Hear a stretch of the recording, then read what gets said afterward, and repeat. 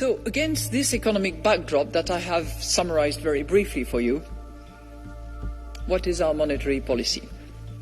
Well, at our latest meeting on February the 2nd, a few days ago, we decided to raise the key ECB interest rates by 50 basis points, and we expect to raise them further.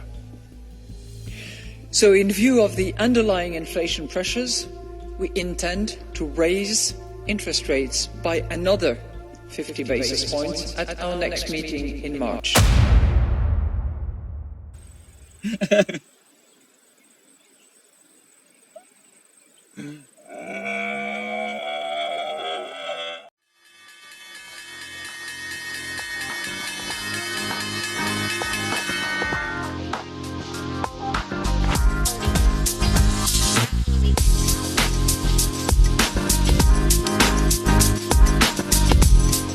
All right. Today is Wednesday, March 15th. This is a recap for the stock market activities today. Folks, I got a good one for you tonight. Let's begin with this. We're still talking about SVB and the collapse of all of these banks, regional banks, and now we got Credit Suisse. So I want to comment on this specifically because by now you know that the government already bailed out SVB and pretty much nationalized the banking industry here in the United States. We'll cover all deposits. If you got losses, we'll click the reset button and make you whole again. Not the depositors, but the bank too. If you lost money in your bonds and your fixed income investments, that's okay. The Fed will pay you back the original price. No losses at all. And this creates, of course, something we know as moral hazard, which means we're giving banks and corporate America the green light. Go ahead and gamble. Go ahead and take as much risk as you like. Matter of fact, go to the roulette table and bet it all on red. Everything. And if you lose, we're going to bail you out using the taxpayer money. No harm done here. If you win, you win. If you lose, you win too. And this creates this kind of irresponsible, risk-taking environment in Wall Street and Silicon Valley. And then we wonder why things are blowing up. And now we have this gentleman right here, investor known as Dickhead Ken Griffin. And DH Ken Griffin says that the Fed intervention in SVB collapse shows that the U.S. capitalist system is breaking down before our eyes. He also said that even the depositors, who cares? We should have never bailed them out either, because this would have been a great lesson in moral hazard. Now, is capitalism dead? The answer is absolutely. It has been dead long time ago. And instead, we have an economic system called gangsterism. The economy is the jungle. The predators eat the prey, and the predators are the rich Wall Street types. The prey is the mom and pops, sometimes because they're naive and stupid, sometimes because there are no rules in the jungle. We privatize the gains, and we socialize the losses. This has been going on for years now. For decades, I would argue. So in my opinion, again, I hate to say it, but I do agree with D.H. Ken Griffin because capitalism is dead. This bailout was not justified. This is a stupid little bank that caters to a slice of the population in Silicon Valley, wealthy tech types who should have known better. But again, we should have let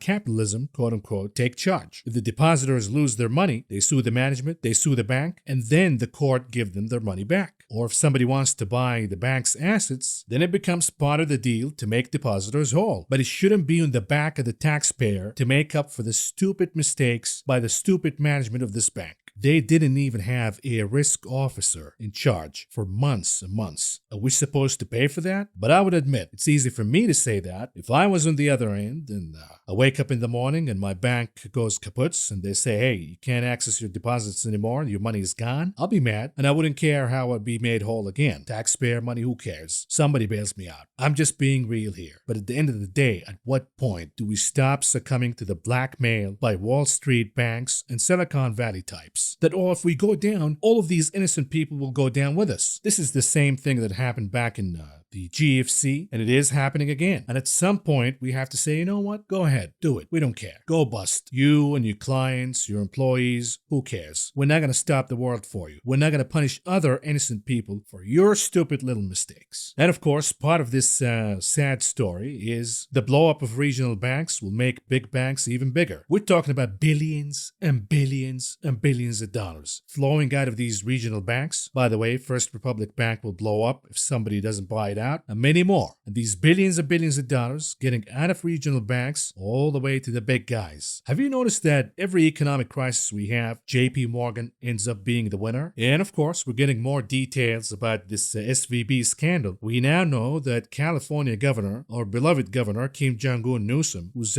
busy tweeting about woke shit. Meanwhile, banks are collapsing here in this state. We now know that he was lobbying for a bailout for Silicon Valley Bank because he had a bunch of businesses and wineries that happen to be clients at the bank. So in other words, we use taxpayer money to bail out Governor Kim Jong-un. How do you like them apples? And it doesn't stop here. We now know that Sweden's largest pension fund was an investor in Silicon Valley Bank. Whoops. And of course, Elizabeth Warren now coming out saying that Jerome Powell, criminal Powell, clown Powell, should recuse himself from the Silicon Valley investigation. Him and stupid Mary Daly, where was she when all of this chaos was going on? How come she missed out on the warning signs about Silicon Valley Bank? You see, now I'm agreeing with Liz Warren of all people. And there were plenty of red flags in Silicon Valley Bank. Matter of fact, more than a CCP meeting. But nobody cared. They were all part of the same cabal, turning a blind eye. Now we're supposed to bail these people out. And forget about the bailout. That aside, what pisses me off is we're going to stop the fight against inflation. We're going to risk inflation moving higher again and sticking around in the form of stagflation in the economy because of this stupid little bank.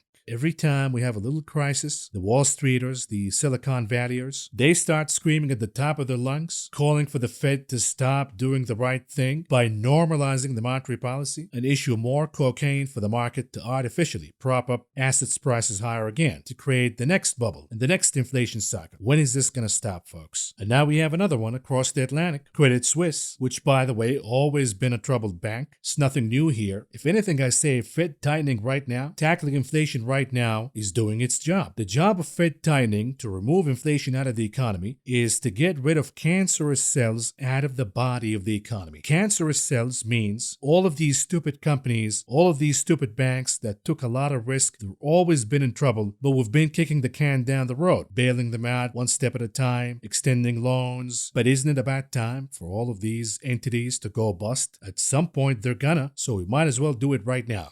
With that out of the way, let's dig deep right into it. And here it is. In focus tonight.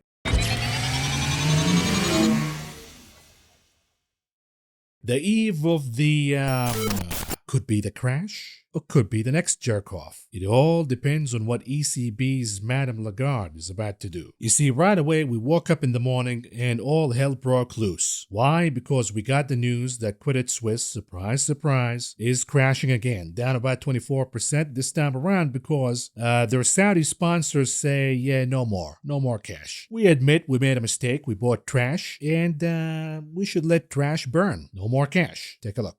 And some of the other conversations I've had here on the sidelines suggest that there's a growing sense of frustration that despite a lot of the regional support and very much being front and center as part of the Credit Suisse overall into late last year, there is disappointment and a sense that we've done our part and the rest is up to Credit Suisse. Take a quick listen here in terms of what he had to say. The answer is absolutely not, for many reasons. I'll cite the simplest reason, which is regulatory and statutory. We now own 9.8% of the bank. If we go above 10%, all kinds of new rules kick in, whether it be by our regulator or the European regulator or the Swiss regulator, and we're not inclined to get into a new regulatory regime.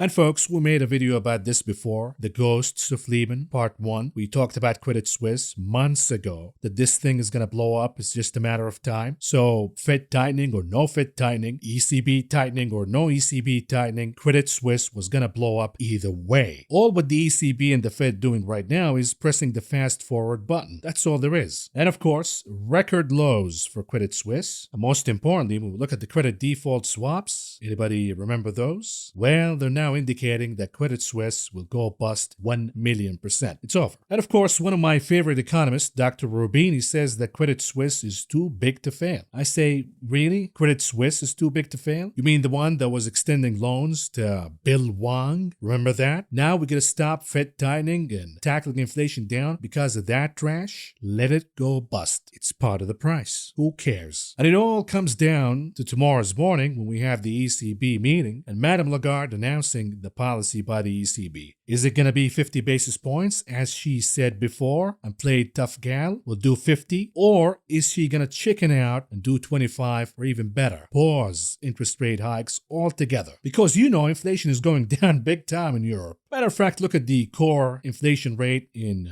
European countries. Oh yeah, it's actually making new highs. It continues to blast higher. The ECB is still behind the curve. We look at Germany, Italy, Spain, France. Inflation is still hot, and inflation is rebounding higher in certain countries. Now you might say, hey Maverick, look at Spain. Spain is going down, everything is good. Well, here's food prices in Spain. Oh yeah. So I guess it's mission accomplished, right? Lagarde should come out tomorrow and say, we're done with the job. Credit Suisse is going to blow up, so we should back off now. Absolute stupidity. But if she does not, and she goes with the 50, then Credit Suisse will blow up tomorrow. And I say, Madam Lagarde, stop it with this rescue stuff and bailouts and freaking out because one stupid bank that has been taking a lot of risk, that was on the verge of bankruptcy anyways. Because of that going down, you're going to stop the action now? I got my popcorn ready. I got the champagne and everything done. Let's have a party tomorrow. And of course, the same goes here in the US. Now they're saying, hey, the Fed can't do it. No. The Fed can't do the 50 and not even the 25. They should actually pause. And soon enough, they're going to start screaming that the Fed should start cutting rates next week. Why? Because the Silicon Valley Bank blew up. Because the First Republic Bank is about to blow up. Because the stupid companies that took stupid risk are about to blow up. I say good. We're getting rid of stupid ideas and stupid entities out of the economy. Thank you to the Fed, we should say. Keep going. But of course, the Fed freaks out every time the stock market takes a leg down. We know what happened back in 2013. We know what happened back in 2018 when Chicken Powell freaked out. And they're going to do it again, folks. You know that. The problem this time around, unlike 13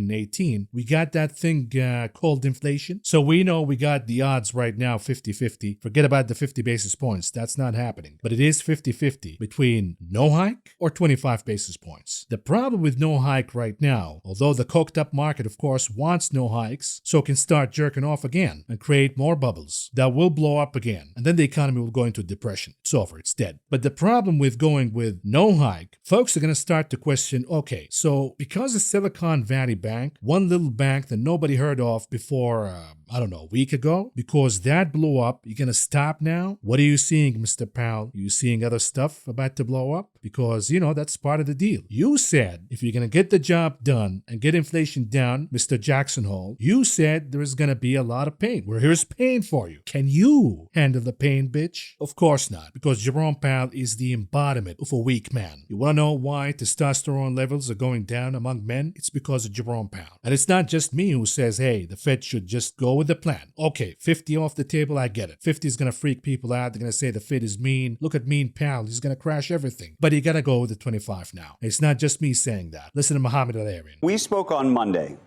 and you wrote about it, I believe, as well.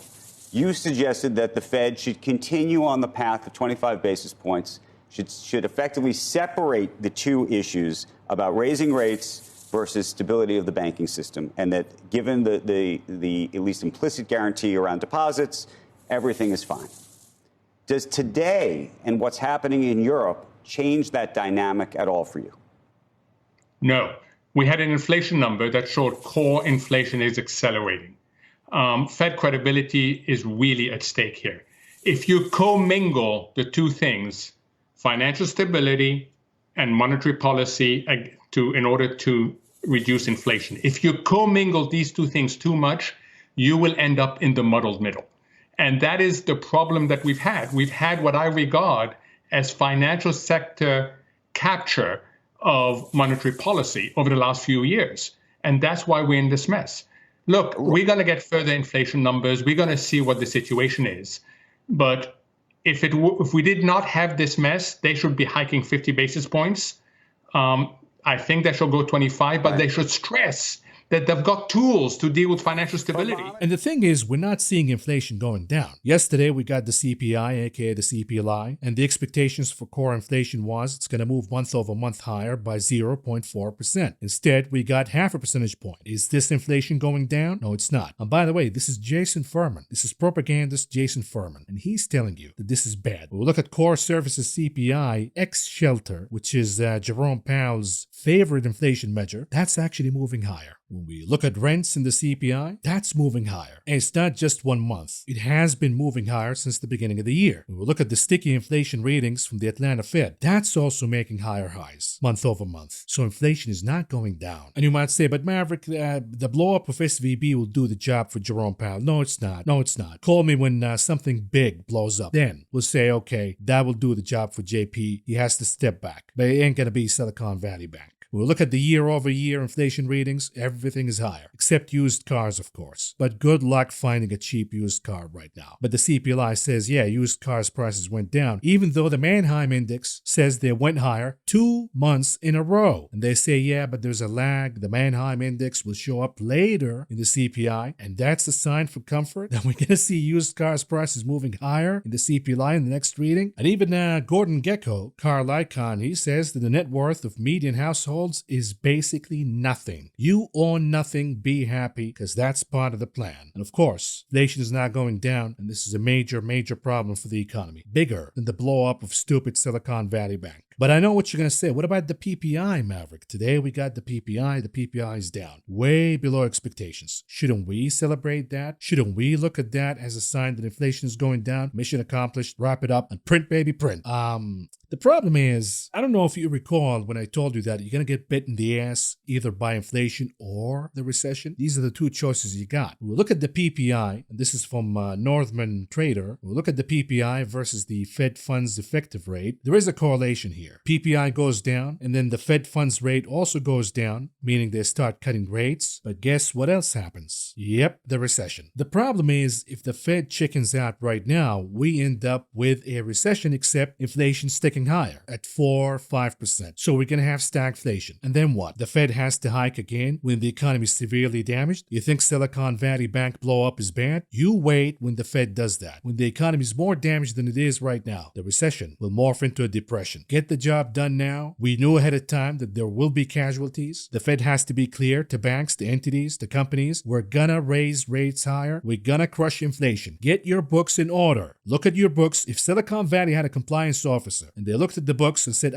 yeah, the Fed is raising rates to combat inflation. Maybe we're gonna blow up because most of our assets are now in mortgage-backed securities all the way to maturity. Maybe we should do something before that happens. This could have been avoidable. We should not stop the fight against inflation because of this. But this is what happens when nobody trusts the Fed, when nobody trusts chicken Jerome Powell. Because you know what happened in Silicon Valley Bank? They're not stupid. They probably knew the risk, but they decided to ignore it because they bet that, oh yeah, Jerome Powell is just talking tough. He's going to buckle at some point and start cutting rates again. We don't need to do anything right now. And if Chicken Powell comes out in the next meeting and indeed buckles, he's going to send the wrong signals in the economy, which eventually will lead to more blow-ups, perhaps even more severe ones. And that is the message of the day. And with that, folks, let's cover the stock market information for you. We begin with the closing of the indices today, and here we go. The Dow Industrial Average was down by 280.83 points, or a decline of 0.87%. The Nasdaq was actually in the green, bucking the trend, up by 5.90 points, or a gain of 0.05%, almost flat. The S&P also in the red by 27.36 points, or a decline of 0.70%. When we look at the sectors, at number 1, capturing the gold medal, communication services. This is thank you to Google, of course. The big caps are catching a bid because the assumption for now is that, oh, we have a lot of chaos. We're not sure what's going on here. Let's park some cash at Apple, Microsoft, Google. These are established companies. They're not going to go bust overnight. But the problem is, if we get a clear signal that we have a recession coming, then think about it. Think about what you think about. Who's going to buy Apple iPhones in a recession? Which companies are going to spend on IT by buying shit for Microsoft under a recession? Which companies are going to pay for ads in this channel, which, by the way, Google takes, what, I don't know, 80% of the paycheck? Are they going to spend when we have a recession? Maybe in this channel, because we have a lot of viewers who are going to be making money when the market crashes. But absent of that, it's not a good business to invest in a recession. So at some point, the money will be taken out of these big caps when we get a confirmation that the recession is here. And we're already getting some confirmations by gold outperforming, by bonds outperforming, by energy collapsing today. You see energy at the bottom of the table there. But at number 2, capturing the silver medal, utilities and other defensive, yields go down. You got to get yields somehow. You got utilities and you got got number 3 for the bronze, consumer defensives, paying you a decent dividend now that yields are going down. And somebody on YouTube, I don't know what the name of this YouTuber is, but somebody told you the 1 year is giving you 5% plus. That's a deal. Take it while you still can. Can't remember the name of that YouTuber, but anyways, we'll look at the breadth. We have the NYSE 20% advancing versus 78% declining. The NASDAQ 28% advancing versus 69% declining. And you see the breadth is bad in the NASDAQ, so how come it did close in the green, Maverick? The answer is the big caps: Apple, Microsoft, Meta, Google, Amazon. These are the names that did the heavy lifting today. We'll look at commodities crash, specifically in energy. You got the WTI down big along with Brent, all losing over 4% in a single day. Gasoline RBOB down about 3.5%. Heating oil down about 4%. Nat gas down about 4% too. It's not just the recession fears, it's also the dollar blasting significantly higher today and closing with gains of almost 1%. Now we have all of these divergences all over the place. IWM down, SPY down, but NASDAQ up. The dollar was up along with gold, as you can see, although other metals were down. Although a lot of other commodities were down, be it in softs, be it in meats. Then you got grains, majority in the green. So what's going on here? Lots of divergences because the market right now is in a confused state. The algos are still confused. You might have noticed that every time the dollar ticks down, we see the Qs, the SPY ticking higher. So the algos are still tracking the dollar in the inflation theme. But we have other corners, be it in the commodities or the stock market or the bond market even, that are already wired to the recession theme now. So we have these divergences, we have confusion all over the place, but this is going to be sorted out. Either we're going to stick to the inflation theme or we're going to go all together in the recession theme. And then the Qs will do catching up with the Dow and the S&P. You're going to see commodities also doing a lot of catching up. The dollar is going to move down again if we are indeed in a recession theme. Bond yields will collapse further. But for now, we have this battle, we have this confusion. Unless things are sorted out, you're going to see all of these confusing signs all over the place. Gold up, but silver down, copper down. What's going on here? Everything will be sorted out in a few days. You got to be patient here.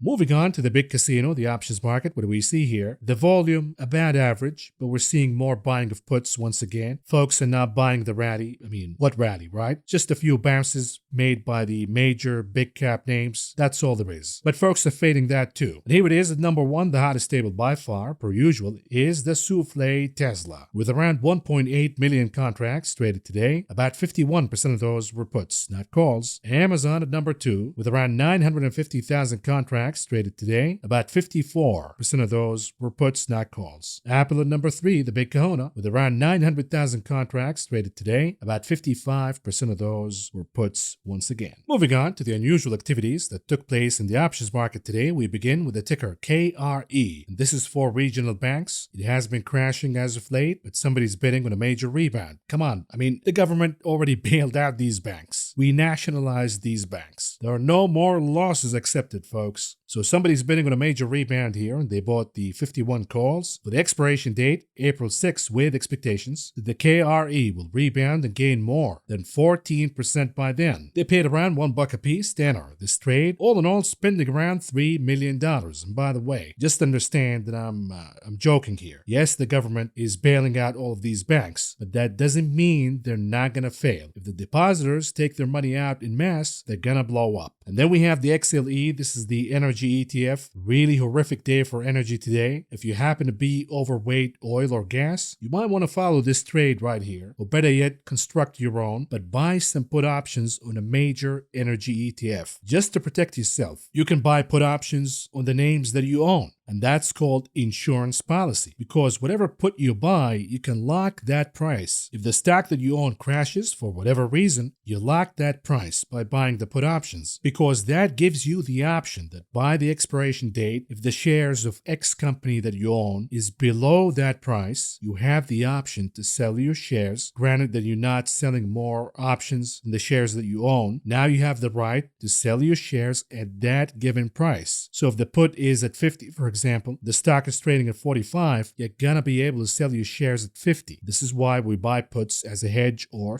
/ insurance. But some folks like to insure their holdings by buying a put on an index, in this case the XLE. And somebody bought the 73 puts for the expiration date, April 21st, with expectations that the name will go down and lose more than 5.5% of its value by then. They paid around $2.30 a piece to enter this trade, all in all spending around $3 million. And then what about the ticker UBS for, you guessed it, UBS? We have a lot of rumors that UBS will probably bail out or buy Credit Suisse. If that is the case, the stock will go down. So here we have somebody who bought the 17.5 bucks puts for the expiration date, April 21st, with expectations that the name will go down and lose more than 6.5% of its value by then. They paid around $1 a piece to enter this trade, all in all spending around $1 million. And then what about the ticker AMZ and Amazon? Somebody sees the name moving higher and they bought 105 calls for the expiration date, April 28, with expectations that the name will move higher and gain more than 9% by then. They paid around $2.75 a piece to enter this trade, all in all spending around $3 million.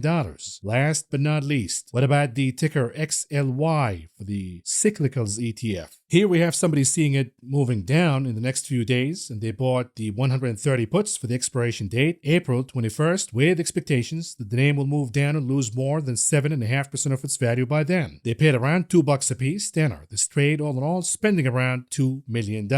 On to the heat map. What do we see here? What is the theme? Risk off / dividend paying value is outperforming. Why is that? We know that banks are toxic right now. You're not going to go there. And if we have a recession, energy, that's a no-go, along with metals, with the exception of gold, of course. Cyclicals, you can't do that either. So we see lodging, hotels, casinos, airlines down big. Any of the automobile manufacturers, that's down big. If we have a recession, Chinese names are not going to work out. The high multiple names in software, chips, that's a no-go. Industrials, that's a no-go in a recession either, with the exception of waste management, of course. A lot of garbage in a recession. But in a recession, bond yields go down. And if that is the case, that appreciates dividend-paying names with a lot of cash, with good valuations. And the majority of these names happen to be in utilities. Therefore, we see utilities moving higher. Majority of these names are in big pharma. We see names such as Pfizer, Amgen, Bristol Myers, all moving higher. A lot of these names happen to be in what? In consumer staples. We see names such as General Mills, PepsiCo, Procter & Gamble, Kimberly-Clark, even Kroger, moving significantly higher. And then, of course, you have the peculiar action in some technology names. So we're talking about AMD, NVIDIA. Most of these are moving because of mechanical reasons. When they stop, they're going to stop hard. But we're talking about the big caps. Microsoft outperforming, Google, Meta, Amazon, Apple. Again, the perceived sense of security that if you park your cash in any of these names, it is safer than a bank right now. You might lose here and there, but the company's not going to go bust anytime soon. At some point, if we get a confirmation that we have a recession, the money will come out of these names. We also have certain companies such as Zoom, such as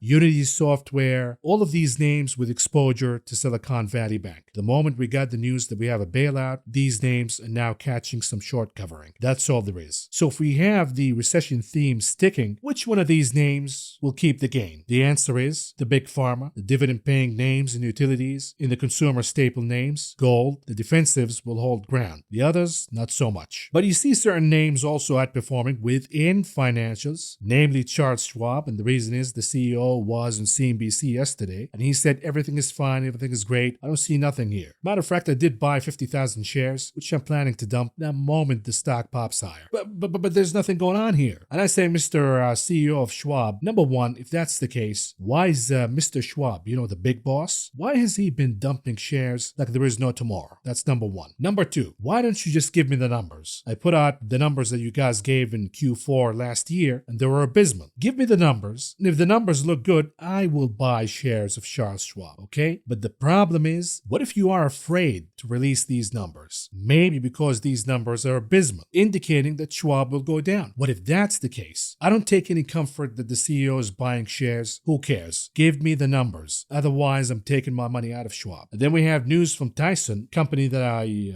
bought recently in my portfolio. It is moving higher today based on layoffs. Optimism, baby. Everybody's learning from Zucchiniberg now. Tyson is laying off 1,700 workers. And of course, the market wants more and more and more layoffs. And Tyson says, here you go. Pump the stock higher, please. And then we got news for T-Mobile because Ryan Reynolds, I don't know if you remember all of these ads that he did that we're trying to revolutionize mobile carriers. We're trying to concentrate on the consumer. I'm doing charity here, Ryan Reynolds. I'm just trying to help you out. And then get the business a little too big and sell it to T-Mobile for about $1 billion because I really care about you, the consumer. Anyways, you can't blame him. The guy is smart, made money, good for him. Canadians, they're kind of smart, aren't they? Anyways, moving on to the heat map for the ETFs, what do we see here? Mostly in the red. Lots of pain in international ETFs, mostly in European ones. You got the FEZ down big, EWJ for Germany, which I'm shorting right now. That's down big. Energy, no surprise here. We have a recession. At least this is the theme for today. XLE, XOP, all down major, big time. OIH, natural gas, UNG,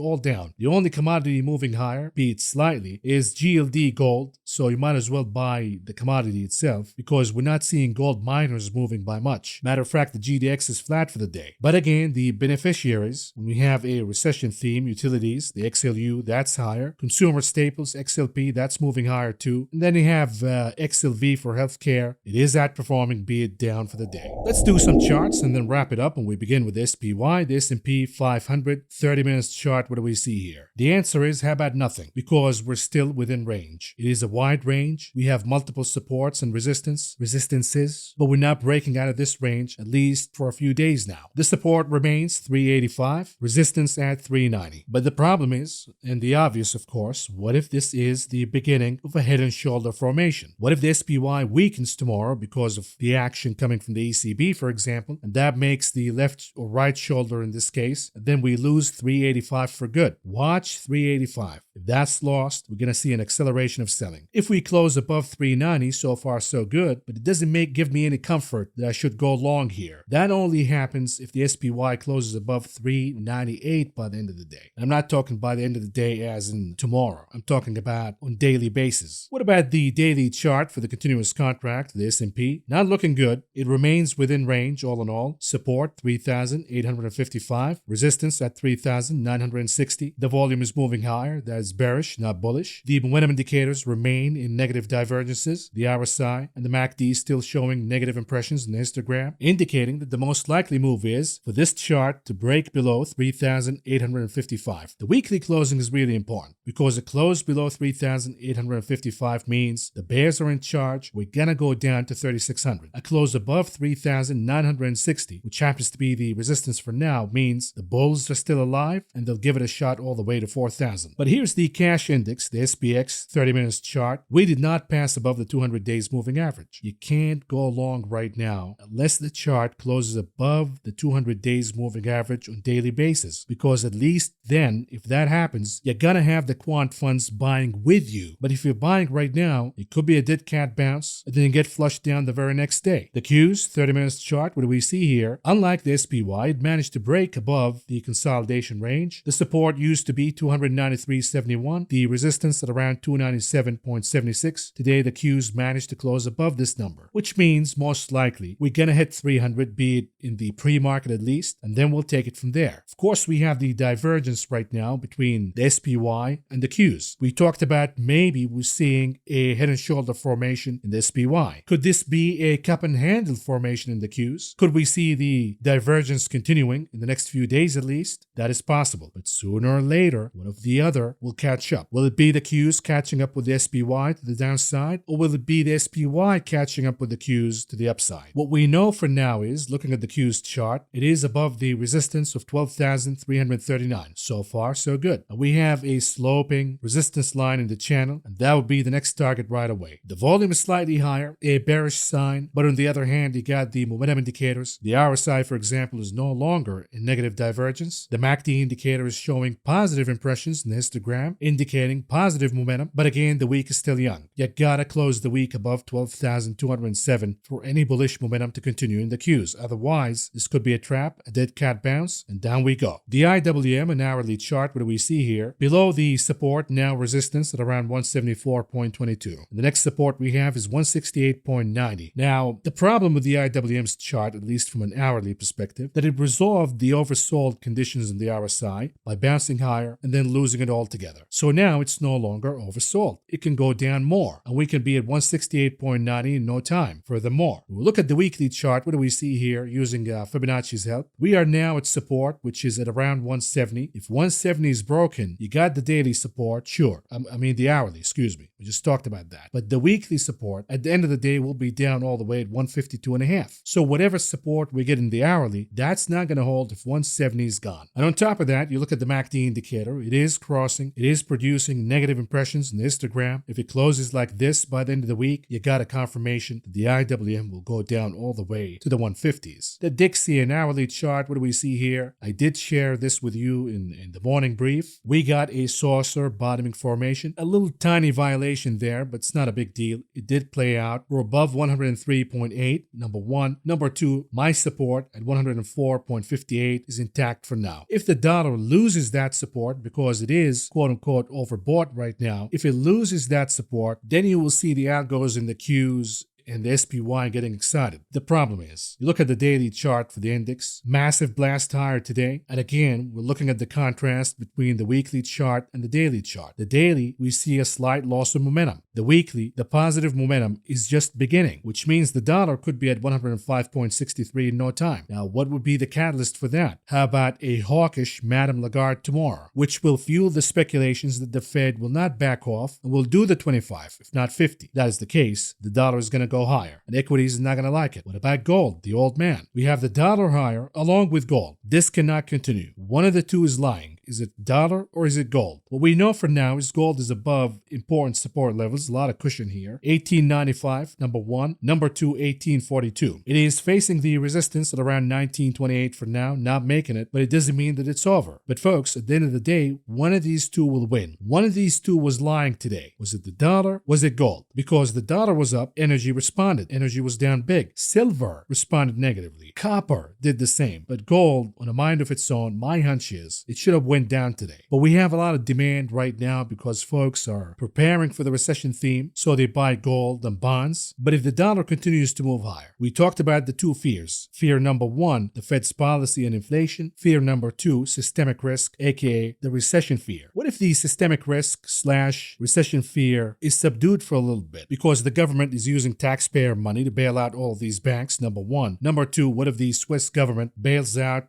Credit Suisse? Problem solved. Now we have to worry about rates moving higher, dollar moving higher, Fed policy, inflation, and that means gold will go down. So it is a debate for now. It is very challenging, folks. You can buy gold and say, Maverick, you have no idea what you're talking about. Tomorrow, you're going to come back crying to me because you have no idea which theme the market is going to choose by the end. Is it going to be the theme of the fear about inflation once again, or the fear about the systemic risk, aka the recession fears? The battle is not over yet, which takes me to Brent oil, a daily chart. Massive flush down today, lost the trend line, lost 77 as support. When we look at the weekly chart, ugly, ugly, ugly. Lost the most important support. We have a crossing right now in the MACD indicator pointing out for an upcoming bearish momentum. But a reminder, the week is still young. We got 2 days left here. Anything could happen. For all you know, oil could rebound and close above 77 by the end of the week. Right now, today, oil is responding to the recession fear that we have systemic risk that will cause a massive recession, and we have to adjust for that right now. Therefore, oil is being sold. But if that fear is subdued for whatever reason, and we're shifting our focus back to the inflation fears, Fed policy fears, then we will see oil rebounding higher, closing above 77 by the end of the week, while gold moving down and the dollar rebounding higher. Now you might say, hey Maverick, dollar and oil moving higher together? I don't think that's going to happen, but it's been happening. And the reason is they're following the inflation theme. Moving on to the daily chart for the 10-year yield, what do we see here? Lost 3.5 as support. And the dumb algos,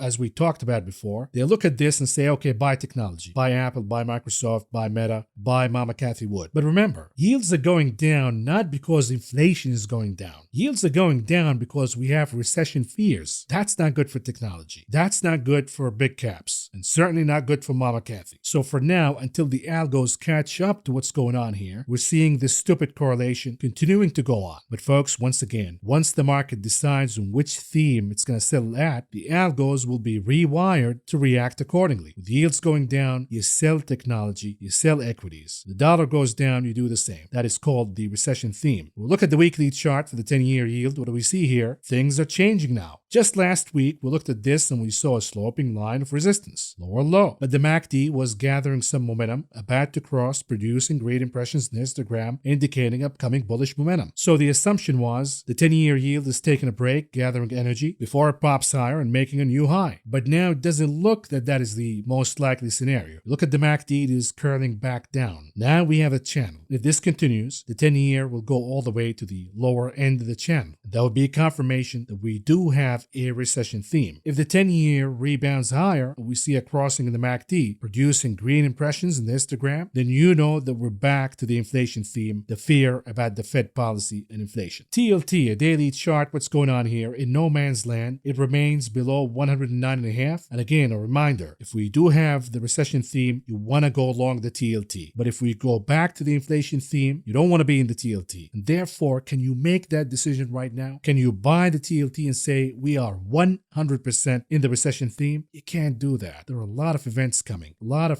catalysts coming. Be patient. The market's going to show you the way. The market is going to choose one way or the other. Watch what's going on with bonds altogether. Watch what's going on with gold, what's going on with the dollar. You're going to have more clarity whether you should buy the TLT or not. Once the market settles down on one theme, which fear are you most worried about, Mr. Market? Is it the fear of higher inflation and higher rates by the Fed? Or is it the fear of systemic risk and the risk of a recession? The market will show us the way. You got to be patient for now. The VIX 4 hours chart, what do we see here? Pulled back for the day. Negative divergence on the RSI, losing momentum on the MACD indicator. But is it conclusive that the VIX should go down and retest 24.29? Absolutely not. We look at the weekly chart, the bullish momentum just began, which means the VIX has plenty of room to go here. If it closes above 30 by the end of the week, watch out, more pain to come in equities. Apple, the big kahuna, 30 minutes chart, what do we see here? In the morning, we talked about the Three Stooges, perhaps a head and shoulder formation, which should take us down. We went down all the way to 150, a retest at the most important number. We got a rebound. We got a closing at the next resistance now at 152.03. So far, so good for the big kahuna. It could catch another bid if the theme continues of all Apple is safety. We could see 153.69 being broken, and that will take us all the way to 154.6. On the other hand, if Apple turns south again, and it does break 150, which is the most important number, then you're gonna go short, you're gonna double down if you have some already, you're gonna buy the 145 puts, and you go with April or beyond expiration dates, nothing weekly, nothing in the short term. Tesla, an hourly chart, what do we see here? When we look at the momentum indicators, the RSI or the MACD indicator, there is room to go here if Tesla wants to go higher, but it should close above 180. 180 should be good enough as support. If that is the case, we're gonna close the gap at 187.68, but it doesn't look that Tesla has the energy or the momentum to keep 180 as support. If that is the case, down we go and we have support at 172.5. If that doesn't work out, down we go at 164.5. But folks, all in all, rebound or no rebound, who cares? The ultimate destination for Tesla is down. When we look at the daily chart, we have a saucer topping formation, and we have clear support. Usually in this kind of pattern, we're gonna bounce from the support, which we call base. We got the bounce, but then this happens. The bounce is short-lived, the support is broken, and we go down to close the gap below, which I believe stands at around 144. And then what about Bitcoin, tulips? What's going on here? We got a rejection from my number. This number has been going on, by the way, if you've been watching my show, 26,555. We stopped pretty much to the penny at that number. We have a reversal, but no confirmation. The confirmation would be losing 23,189 as support once and for all. Can you do anything with this information? For now, it looks like a rejection and a wait and see period. If we see more buyers hopping in from the sidelines, BTC will give it another shot at 26,555. But if the buyers don't show up, then down we go, and the support of 23,189 will be gone, and that will be a confirmation to go short Bitcoin and its proxies. We already have a play against Coinbase. If that works out by the end of the week, then we'll do a major play. And lastly, we have BAC, Bank of America. A lot of you have been saying, Maverick, when do I buy calls? I want to buy calls on BAC. So did I. I told you guys I'm waiting to buy calls on BAC, but the problem is I also gave you numbers in Discord. I gave you 28.80. That must be held as support, and then the chart has to cross above 29.20 before I start buying calls. Well, guess what? The chart closed below 28.80 yesterday. It caught support from the gap at 28.56, sure, but that did not last. Today we have a gap down, and the chart could not make it above this resistance line now. You gotta make sure that the chart give you the evidence. You want me to buy calls on BAC? Tell me why. Do some work for me. Get me above 28.56. Get me above 28.80. 28.80, retest that, then get me above 29.20, and then I'll buy calls maybe the 30, 31, 32, depending on the situation. Moving on to the conclusion of this video, what do we have on the economic calendar tomorrow? The most important event, of course, will be the other side of the pond with the ECB and Madame Lagarde speaking. But here in the US, we have initial jobless claims, we have the import price index, we have housing starts, building permits, and of course the most important Philly Fed manufacturing index. With that, folks, this is all I got for you for now.